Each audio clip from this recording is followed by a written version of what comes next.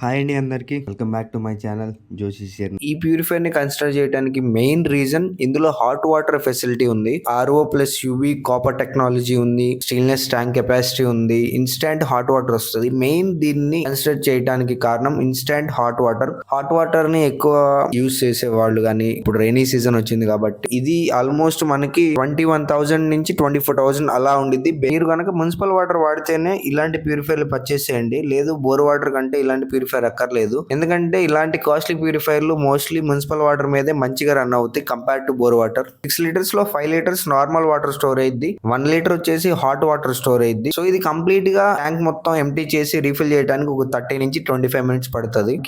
రెండు output pipes కనిపిస్తాయి, ఒకటేమో నార్మల్ వాటర్ వచ్చేది, ఇంకొకటేమో హాట్ వాటర్ వచ్చేది. హాట్ వాటర్ వచ్చేదానికి పైన ఇండికేటర్ లో మీరు బటన్ ప్రెస్ చేస్తే కనుక రెడ్ కలర్ బ్లింక్ అవుతుంది. సో ఎప్పుడైతే రెడ్ కలర్ యాక్టివేట్ అయిందో అప్పుడు మీకు హాట్ వాటర్ యాక్టివేట్ అవడం స్టార్ట్ అవుతుంది అనమాట. Power on and of indicator ఉంటుంది. సెకండ్ ఏమో వాటర్ ఫిల్ అవుతున్నప్పుడు బ్లింక్ అవుతా ఉంటది అనమాట. ఎప్పుడైతే బ్లింక్ అవుట్ అయిపోయిందో ట్యాంక్ నిండా వాటర్ స్టోర్ అని అర్థం. థర్డ్ వచ్చేసి ఆబ్వియస్లీ హాట్ వాటర్ కి సంబంధించింది. ఫోర్త్ ది డైల్ సింబల్ లా ఉంది కదా, ఇది ఎప్పుడన్నా మనకి రెడ్ కలర్ లో బ్లింక్ అయితే కనుక సర్వీస్ ఏజెంట్ ని మనం కాల్ చేయాలని అర్థం అనమాట. అంటే ఏదైనా టెక్నికల్ ఆస్పెక్ట్స్ వల్ల ఏదైనా ప్రాబ్లం వచ్చినా, ఏదైనా వాటర్ సరిగ్గా రాకపోయినా కూడా అలాంటి బ్లింక్ అవుతాయి. ఇది కంప్లీట్ మనకి 1 year కంప్లీట్ వారంటీ వస్తుంది. తర్వాత ఫిల్టర్స్ కి 5 years వారంటీ ఉంది లోపల. So no problem. Definitely Aquaguard కి సంబంధించిన ప్యూరిఫైర్ ఏదైనా సరే మనం కన్సిడర్ చేయొచ్చు, ఎందుకంటే ఆ బ్రాండ్ అలాంటిది అనమాట. అందులో ఇలాంటి హాట్ వాటర్ ప్యూరిఫైర్ ని తీసుకోవాలంటే చాలా ఆలోచించాలి భయ్య. చిన్న సబ్స్క్రైబ్ చేసుకుని టచ్ లో ఉండండి, నాతో చెప్తాను ఇలాంటి ముచ్చట్లు బోల్డ్ అని.